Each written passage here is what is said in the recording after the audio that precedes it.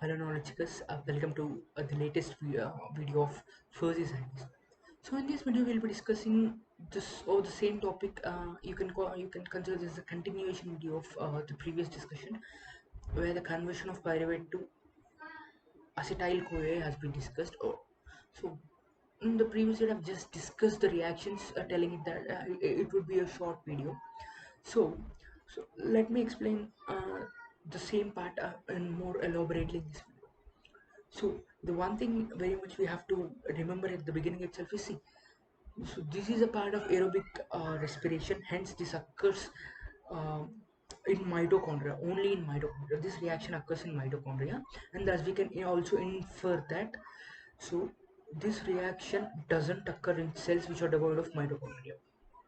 So this reaction, pyruvate being the end product of aerobic glycolysis is uptaken or is translocated to mitochondria, where this linking reaction occurs. Mm. So this linking reaction requires a complex enzyme called PDH complex, nothing but pyruvate dehydrogenase complex. So why do they call complex? So simply saying, so this the pyruvate dehydrogenase enzyme basically requires five cofactors along with it for its activation. What are those five cofactors? So simply coenzymes. So one is FAD, NAD plus coenzyme A, TPP, which is thiamine pyrophosphate, a derivative of vitamin B1 thiamine, and lipoamide. So lipoic acid when linked to epsilon group of lysine, so you get lipoamide. So this is what basically the PDH complex involves. So this PDH complex generate or catalyzes the conversion of pyruvate to acetyl CoA. So through a series of reactions, actually, yesterday, let us now deeply dive into the process of reaction and observe. So what basically happens is, the pyruvate, which is formed as an end product in the aerobic glycolysis, is converted to hydroxyethyl thiamine pyrophosphate. That means hydroxyethyl TPP in the presence of enzyme pyruvate dehydrogenase. So it is a decarboxylation reaction. I mean, the pyruvate being converted to hydroxyethyl TPP results by release of carbon dioxide. So in the presence of enzyme PDH, that means pyruvate dehydrogenase. So this hydroxyethyl thiamine pyrophosphate, which is produced here, so later is involved in a reaction in the which is catalyzed by the enzyme mm, dihydrolipoyl transacetylase, where uh, where uh, where in this reaction acetyl TPP is formed. Acetyl thiamine pyrophosphate is generated.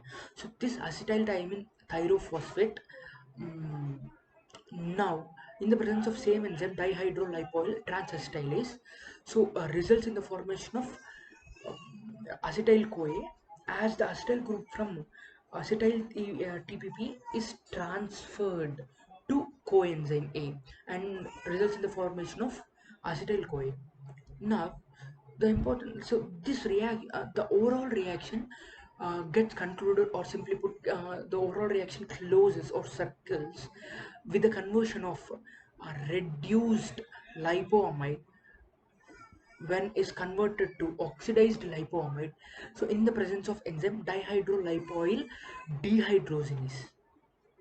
So the reducing equivalents are transferred from lipoamide to FAD, resulting in the formation of FADH2. So this FADH2 in turn transfers the reducing equivalents to NAD plus, resulting in the formation of NADH and protons, or simply put H plus ions.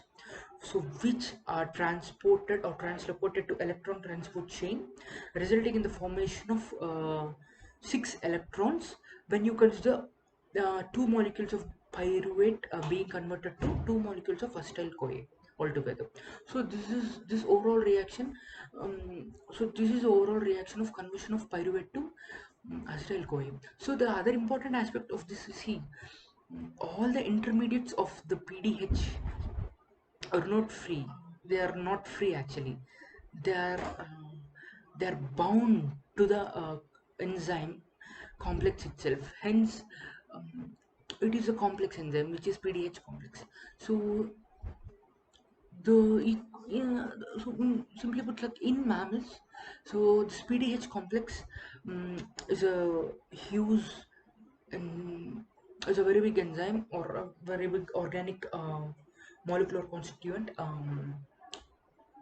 Like which amounts to 9 into 10 power 6 in molecular weight. 9 into 10 power 6 in molecular. This is the molecular weight of PDH in PDH complex in mammals. So this is constituted of 30 molecules of dihydro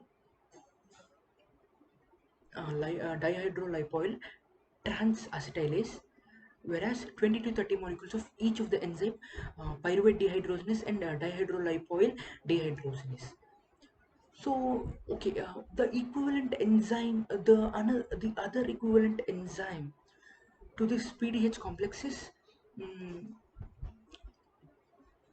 so alpha ketoglutarate dehydrogenase complex, so which is absorbed or which is involved in tricarboxylic acid cycle, where it converts or catalyzes as where it catalyzes a decarboxylation of alpha ketoglutarate to succinyl CoA.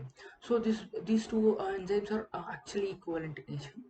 So they both catalyze a decarboxylation reaction, oxidate to oxidative decarboxylation reaction only. So one is the conversion of pyruvate to acetyl CoA, and the other is conversion of alpha ketoglutarate to succinyl CoA.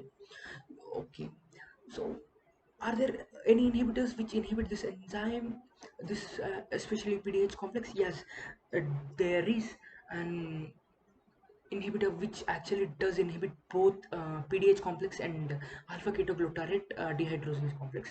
So that is arsenic.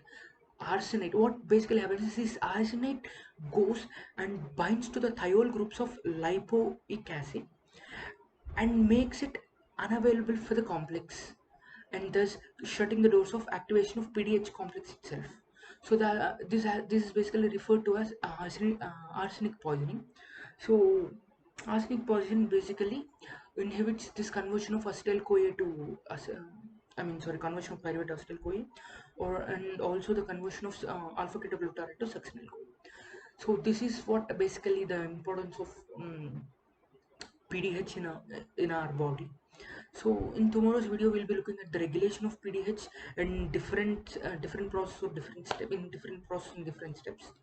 So till then, uh, subscribe to my vlog, and please do share the videos, and please do share your opinions in the comments so that I can bring out like or come up with videos of your wanting videos on your desired topics.